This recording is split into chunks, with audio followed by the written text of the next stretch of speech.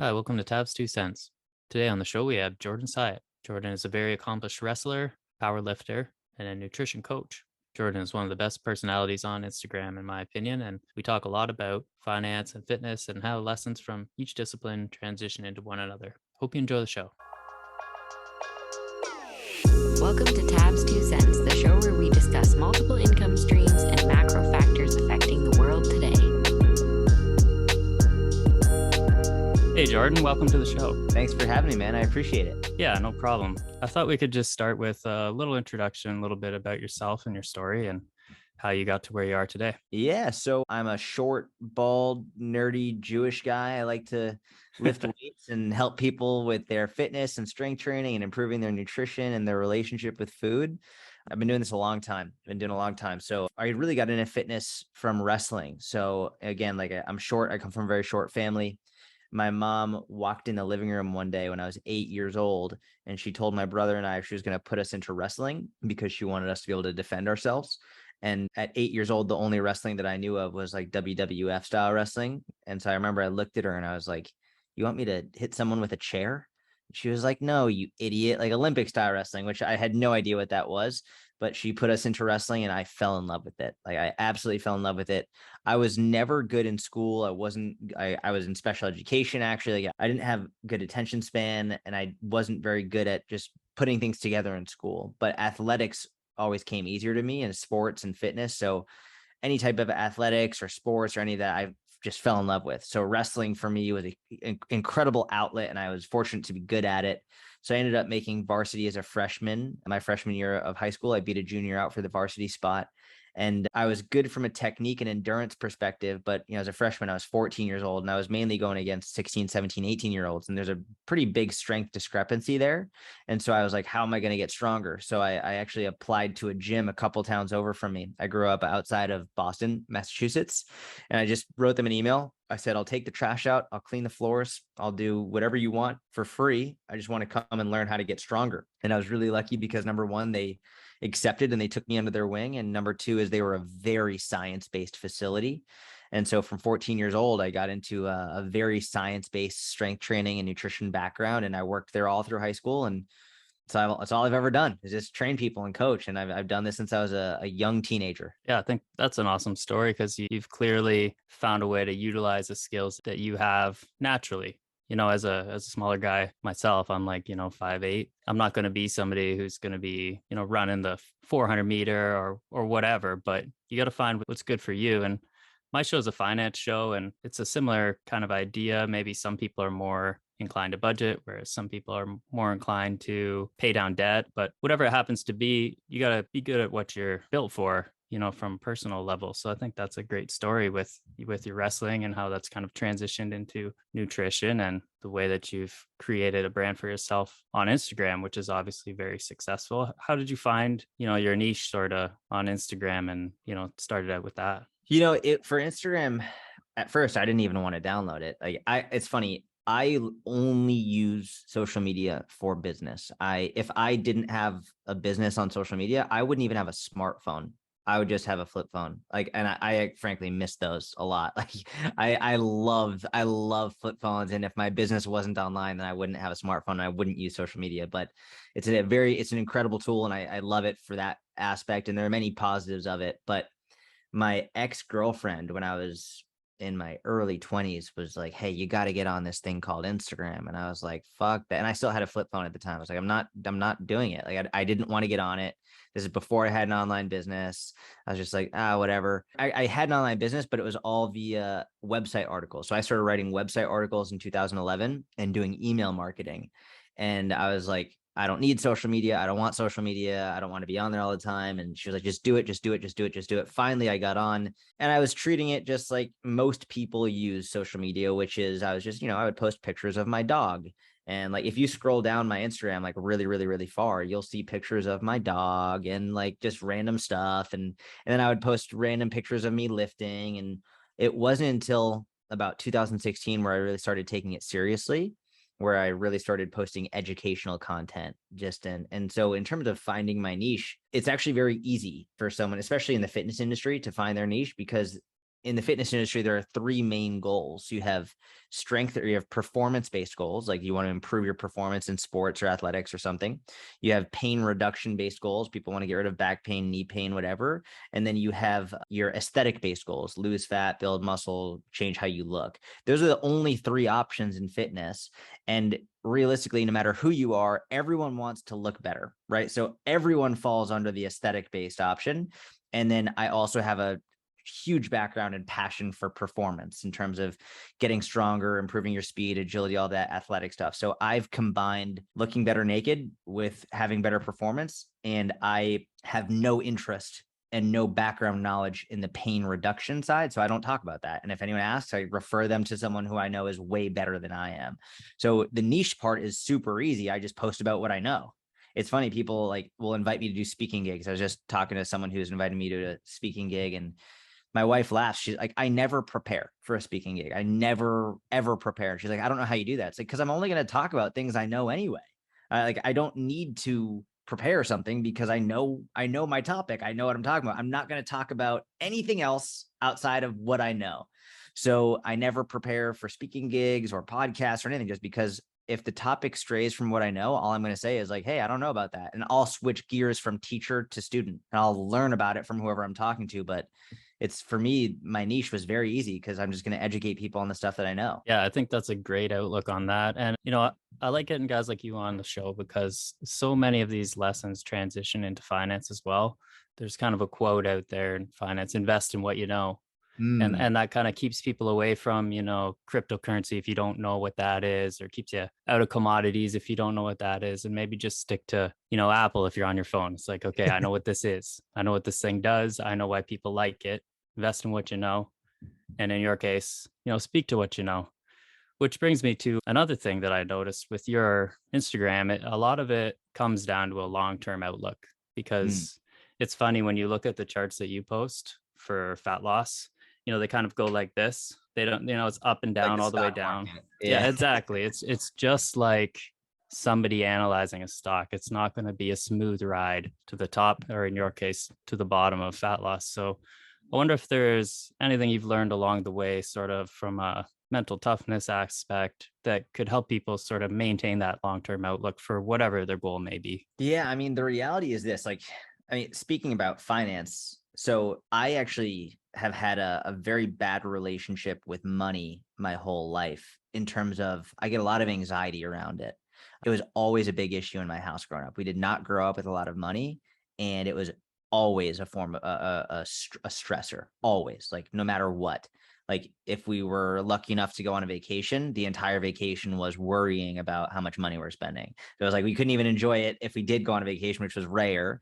But money was always a fear. We were going to lose the house. We were going to, like, whatever it was, always. So I grew up with money equals anxiety, money equals fear, which was very weird for me. As I started to build a business and I started to make money, I ended up going to the opposite end of the spectrum in terms of I didn't spend anything. I just saved and saved and saved and saved, because I was like, I don't know if this is all going to go away. And like, that was just my mindset. Like, I don't spend money. I save money. I get it. I save it. I get it. I save it, until I got to a point where I remember I started to talk to an investor, and my friend is an accountant, and basically they were like, are you investing this in anything? And I was like, no, I'm just keeping it in the bank. And they're like, well, how much do you have in the bank? And I told them, they're like, what the fuck are you doing? Like, you need to get this out there. And for me, it was a huge amount of anxiety. I was like, why would I do that? Like, this is safe. This is here. But I didn't understand this long-term mindset and how it can grow over time. And I was uneducated on it. I was very, very uneducated on it. But the one thing that, whether it's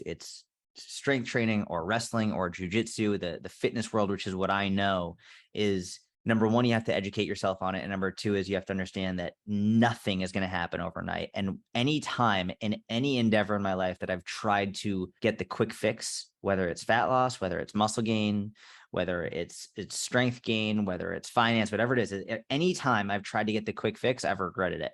Always, which is actually why one of my best friends was telling me, like, get in on these NFTs, get in on these NFTs, get in on these NFTs, dropping hundreds of thousands of dollars on NFTs. And I was just like, I'm good, bro. Like, I really don't want to. It's like, I have no desire to, just because I don't know. And I told him, I was like, listen, I would rather not invest this money and lose out on potentially making millions than invest this money and lose thousands. I was like, that's like the way that I measure it is like, I would be more mad that I lost a couple 100,000 than I would be happy from making a couple million. And so for me, and I think that for him, put him a lot of perspective for him as well. He's like, oh, okay. Like that's a different way to look at it.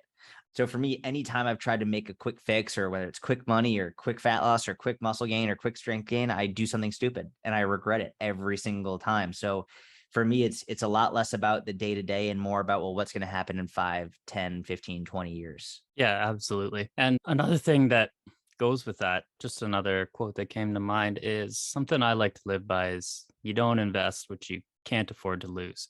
And in your case, maybe it's not, you won't be able to keep the lights on if you lose that money, but emotionally, the damage that could do for losing that money, I'm so dumb. How could I have done that?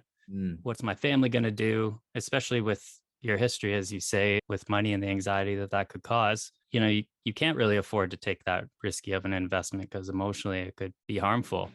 And I think something else that goes along with that, similar to finance and fitness, is unrealistic expectations. So something I thought that I would bring up that goes with nutrition as well as finances. Some people might sit back and look and say, this guy's got his mortgage paid off. He's got 100K in the bank. He's making all these risky stock investments, but you never know where those people started from. So, Correct. you know, maybe that guy's family gave him that house, or guy or girl, or maybe, you know, they had some kind of inheritance or won the lottery way back. You never know. And with fitness, it's more of a genetic thing. Some people, what I've learned, are just naturally gifted. You know, you and I will never be tall, but I will some never be people, tall. yeah, and some people may never have abs, but that doesn't mean they can't be fit. You see UFC fighters out there, they don't have abs, but those guys are at peak performance. Yeah. So I wonder if there's something you could give as far as advice for people who may find themselves comparing themselves to people who are out of their, you know, personal zone or an expectation for them. Yes, there's a lot to discuss here. And so I'm a research guy. I really like diving into this stuff. And the more comfortable I've gotten with finances and money, the more I've actually started looking into and educating myself on it, or probably because I've educated myself more, I've gotten more comfortable with it. But so there's a lot to discuss here. The first thing I think is, in terms of, you know, there are people who inherit a tremendous amount of money. There are. What I found interesting is, if we look at the research, most millionaires are self-made. Most people with over $1 million like do it themselves. There is a small percentage of people who actually who get it from an inheritance, but the majority are self-made. Like they didn't inherit it, which for me is one of the best motivators ever. Because it's like, if the vast majority could do it on their own, then so can you. You can, it's like, it's a huge, I think, and I say this the exact same thing with the genetics argument with fitness. People are like, oh, well, they have the genetics. It's like, you're using that as a justification not to try. You're using like the genetics, or using the oh, well, they inherited that. Cool. What does that have to do with you? Like, not to mention, I think inheriting that amount of money is a huge disadvantage, not necessarily from a finance perspective, but from a life perspective. Inheriting a tremendous sum of money usually doesn't end very well for that person. They usually aren't very happy on a happiness scale. They aren't very fulfilled on a fulfillment scale. Oftentimes they're far more likely to be getting divorced. They're far more likely to be unhappy individuals. Whereas the people who really work for it, they're way happier, way more positive, way more optimistic, because they've seen what it's like on the other side, and they've put in the work, and they've put their heart and their soul into it. Same thing with the people who have achieved amazing things with their health and fitness. It's like, you take these people who started on one end and they get all the way to the other end. It's like, they worked so hard and they know how unhappy they were on the other side, versus these people who've just been genetically gifted, which is a very small percentage. A super small percentage of people are just genetically gifted and stay that way forever. Oftentimes we see the results of the genetics at a very young age. So we all have friends in middle school, high school, maybe even college, who are just genetic freaks. But by the time they're 40, like, those genetics like are not what they used to be. And so it's like, that person really, really struggles because they relied on their genetics. It's like the person who relies on the funding from their parents until all of a sudden that funding runs out and they're like, now I got to work. Now they're in deep shit.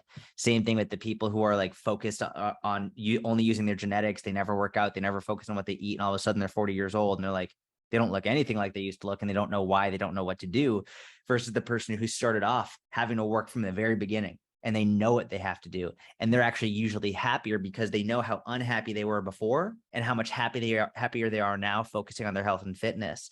So I think that it's a huge advantage to not have these things from the very beginning and to start with that work ethic. And obviously it's harder, but people are happier, more fulfilled, and better off from it. So there's that aspect. And then in terms of like genetics for health and fitness, even like the vast majority of people are not going to be the top 1%. In fact, 99% of people are not going to be the top 1%. Like we know for a fact. So, but just because you're not going to be an Olympic athlete or be shredded to the bone doesn't mean you can't put some real extra years on your life, and not only more years, but a higher quality of life those years. Be with your family longer, see your kids get married, see your grandkids, maybe even your great grandkids, being able to like, I mean, for me, when I do jujitsu, I roll with some guys who are, and some women as well, who are 60, 70, 80 years old, and they're training, they're fighting. I'm like, that's amazing. That's incredible that these people do this several times a week and they're that age. It's like, that's what I want to do when I'm that age. I don't want to like be sitting at home on the couch or unable to walk around because I'm out of breath. And you don't have to be a world-class athlete to do that. You just have to stay consistent and move on a regular basis. Absolutely. I 100% agree. And I think that that's sort of where I was going with the unrealistic expectations. And, it's like, you can do it. You might not do it as fast as somebody who has those extra advantages, but you can do it. And 100%.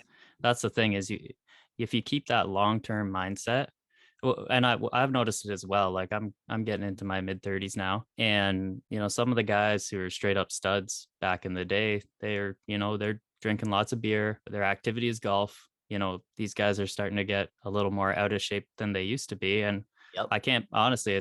It's shocking because some of these guys were amazing athletes and still could be if they wanted to, but it's just the lifestyle creep, and it happens both in finance and fitness. You start spending more money, you get a bigger house, you get a bigger car, you go to restaurants, you get a family, you do all these things, and then all of a sudden your inheritance is gone.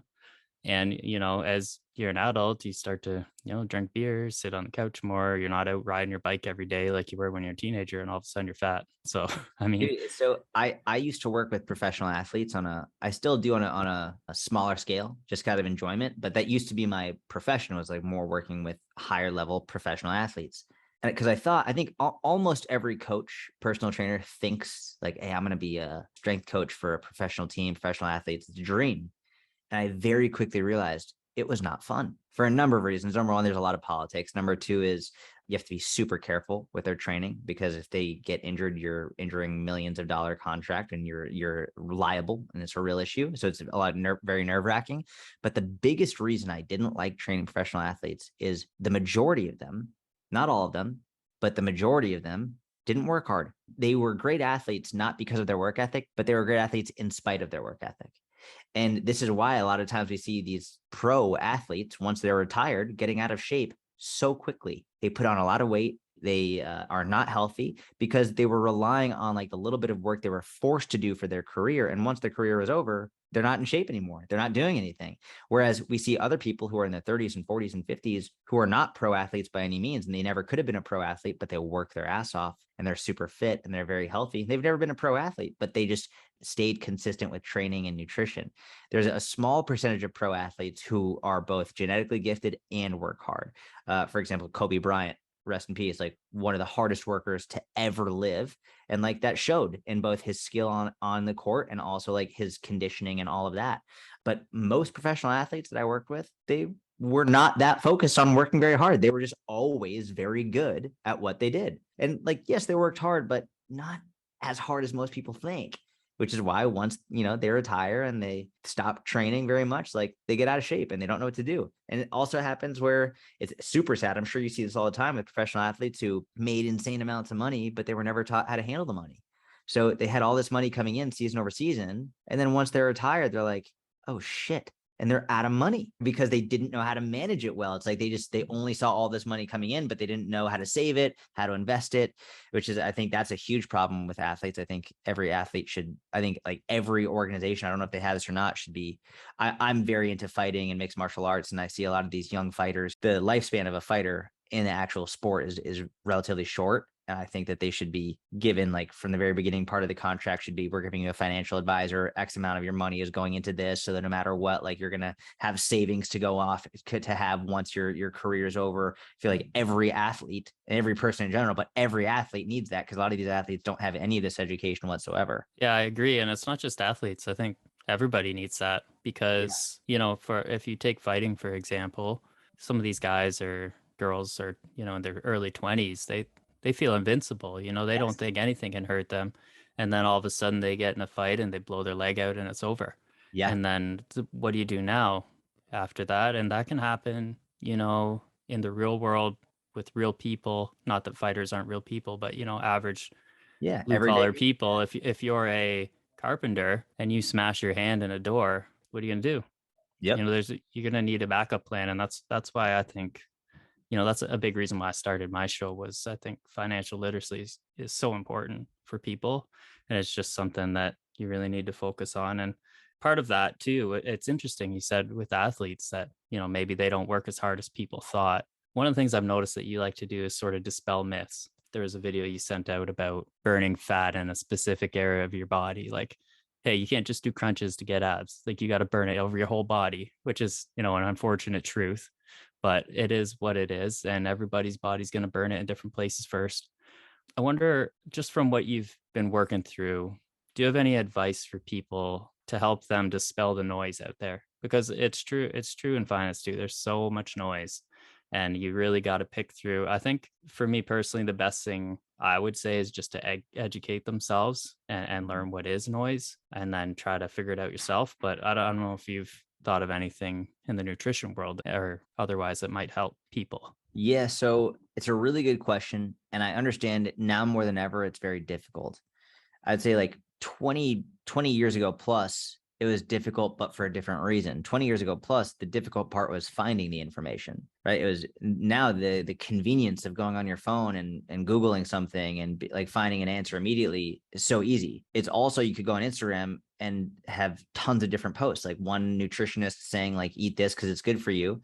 But then the next scroll down is a nutritionist saying, well, don't eat the same exact thing because it's bad for you. So the ease and convenience of finding information is easier than ever, but it's so convoluted because everyone is saying this is good, this is bad, this is right, this is wrong, this is going to make you gain fat, this is going to make you lose fat. So there's a lot of contradictory information. So 20 plus years ago, the issue was getting access to the information. Now the issue is figuring out which information is right and which information is bullshit. So there's no easy way around this. And the base is, yes, educate yourself. But again, if you have two nutritionists, which we see this all the time, like everyone just says, oh, well, my nutritionist says this. It's like, yeah, nutritionists disagree all the time. There are different people, like there are lawyers, or people can be lawyers or police officers or nutritionists or strength coaches and completely disagree with each other. And they're equally educated. So again, like, how do you know who's right and who's wrong? Well, I think the best thing you can do is try for yourself, right? For me, like, I think the keto diet is fucking stupid unless you have a health condition that requires you to eat that way. Like, for example, epilepsy. The ketogenic diet was originally made to help epileptics. That's what it's for. And it's actually very effective to help with epileptic fits. If you don't have epilepsy, you should not be on the ketogenic diet. It's a really fucking stupid idea. People get mad when I say that. I'm like, fine, well, then just do it. Like, why do you care about my opinion so much? Like, if you enjoy doing the keto diet, then go for it. Fuck what I say, do it. I think it's fucking stupid because how long are you really going to be able to maintain that? How long are you really going to be able to maintain not eating any carbohydrates? Do you really enjoy it that much? Like, is it actually that healthy for you? That's debatable, but I'm not going to get into that. Let's just say if you want to try it, go for it. If you really want to learn if it's good for you, do it. Figure it out for yourself. I do that stuff all the time. I always run experiments on myself and try new things because that's the only way you're going to learn. From there, common sense is the easiest way to look at this. And so, for example, there's been a big movement lately talking about how fruit is bad for you, how fruit is going to make you fat because of the sugar. And people are, and there are doctors saying this, by like, don't eat fruit because the fruit and sugar, the sugar and fruit is going to make you fat. And when people are asking me about this, I'm always like, how many people do you know who got fat from eating fruit? How many fucking people gained the last 50 pounds from the bananas or the strawberries or the apples or it was the blueberries that really packed on those last 50 pounds. No, it wasn't the fucking blueberries. No one ever got fat from having fruit. That's not the problem. So another one is white rice. And in America, especially, we've demonized white rice. We've demonized it. White rice is bad for you. Only have brown rice. It's like the Japanese, one of the healthiest populations in the entire world, eat white rice multiple times a day. This is like, it's one of the healthiest populations in the world, eat it all the time. How come they're fine, but we're not? It's like, oh, it's probably because we're eating too fucking much. It's not the bowl of white rice that you're having with your chicken and vegetables. It's the, I don't know, like the whole box of Cinnamon Toast Crunch that you're having. And then you're also having the Entenmann's donuts. And then you're also having a couple drinks at night. And then you're having not only just one crate of chips at the Mexican restaurant, but you're asking for extra chips and extra guacamole and all this stuff. And so you're just eating too fucking much. It's not the small bowl of white rice. That's not a bad thing at all. People have eaten white rice for all of the earth, all of the world, for the entire time that we've been here. If white rice was that bad, we wouldn't be eating it anymore. No one would eat it. So it's really common sense things like this that I say, like, all right, is it really bad, or is it just the quantity? I think one of the most important phrases that you can learn in health and fitness is the dose determines the poison, really, more than anything, right? It's like, for example, I see all these fear mongering posts like, do you know what chemicals are on this? Do you know what chemicals are on that? I'm like, number one, when anyone says like, really, you're okay putting those chemicals in your body? I'm like, what if I asked you, like, would you be okay putting dihydrogen monoxide in your body? They'd be like, absolutely not. I'm like, so you're saying you wouldn't drink water? That's what dihydrogen monoxide is. Like, everything is a fucking chemical. H2O, dihydrogen monoxide. You're drinking a chemical. Everything is chemical. But if you look in different fruits, like there's formaldehyde in some fruits. Formaldehyde is what we put into dead bodies, like to help preserve them. It's not the individual chemical, it's the dose of that chemical that you're consuming. It's like, and everything we eat is made up of chemicals. Everything we're breathing chemicals right now. Everything. You are a mix of chemicals. That's what we are. So just because something has chemicals in it doesn't mean it's bad. Just because something is processed doesn't mean it's bad. It's how much of it are you eating? How much of it, like, that's the most important part. So do your best to educate yourself and look at things from a critical eye. And I think the best critical eye is, number one, trying it for yourself. And number two, trying to apply common sense and logical reasoning to it. Yeah, absolutely. I think that's a great way to sort of sum that up. And it's hard for me to put into words what goes on in my head sometimes. And I think dose determines the poison is a great way to say it. And that's with finance too. Your friend who offered you the NFTs, for example, what's the dose? All right, I'll give you, X number of dollars. It's not going to hurt my bank. It's not going to hurt me emotionally. It's not going to hurt me at all if I lose this money, but I'll throw a little bit in there. And it's kind of like with nutrition too. You can have a piece of chocolate now and then. It's not going to kill you, but don't eat it every day. Don't eat the whole bar. Don't eat, 3 bars. Don't have a box of Cinnamon Toast Crunch, like you say.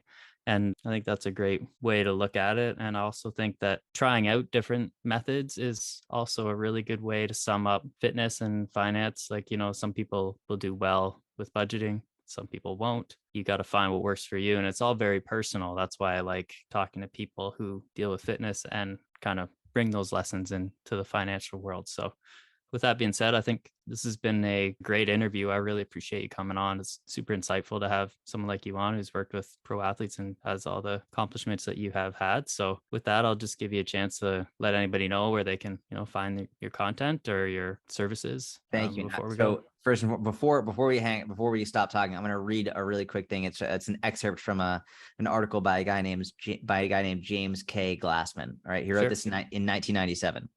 This goes along with what I was just talking about, dihydrogen monoxide. And I want to bring this up because, especially now on Instagram, you have to remember people are making content because the content they're making is designed to try and get as many likes and views as possible and followers. So they'll do things that have been proven to work for that. One of them is through fear mongering, right? With fear mongering on certain foods and chemicals and ingredients and all of that. So this guy in 1997 wrote, and I'll read a quick excerpt. Actually, the title of the article is Dihydrogen Monoxide, Unrecognized Killer. And then he went on to say, the chemical compound dihydrogen monoxide, or DHMO, has been implicated in the deaths of thousands of Americans every year, mainly through accidental ingestion. In gaseous form, it can cause severe burns. And according to a new report, the dangers of this chemical do not end there. The chemical is so caustic that it accelerates the corrosion and rusting of many metals, is a major component of acid rain, and has been found in excised tumors of terminal cancer patients. Symptoms of ingestion include excessive sweating and urination, and for those who have developed a dependency on DHMO, complete withdrawal means certain death. Yet the presence of the chemical has been confirmed in every river, stream, lake, and reservoir in America. Judging from these facts, you think dihydrogen monoxide should be banned. Seems like an open and shut case until you realize that this chemical compound is just water. That's it. It's just, literally is just water. And you have to remember, people are doing this all the time on social media. They're trying to scare you, telling you all these awful things about these chemicals and compounds. It's like, if they were really going to kill you, they wouldn't be there. They wouldn't. Like, I promise you they're not. So that's that. Keep that in mind as you receive content from people who are demonizing certain foods. And lately a big one is seed oils and how terrible they are for you and whatnot, but just keep it in mind. And if you want to find my content, you can Google my name, Jordan Syatt, Syatt. I'm on Instagram and YouTube and podcasts and all of that. But yeah, that's it. This has been a great talk, and I appreciate you having me on. Absolutely. It's all about the delivery, isn't it? Yeah. You could say, I actually love that article. I think that's hilarious. Obviously a very smart guy or girl who wrote that. And I think that's awesome. So yeah, no, thanks a lot. This has been great on my side as well. So really appreciate Thank you, it. man. Well, good. Have a good day. Joe is not a financial advisor and may have interest in the stocks discussed on the show, so do not take any information included within this podcast as a recommendation or formal advice. Thank you.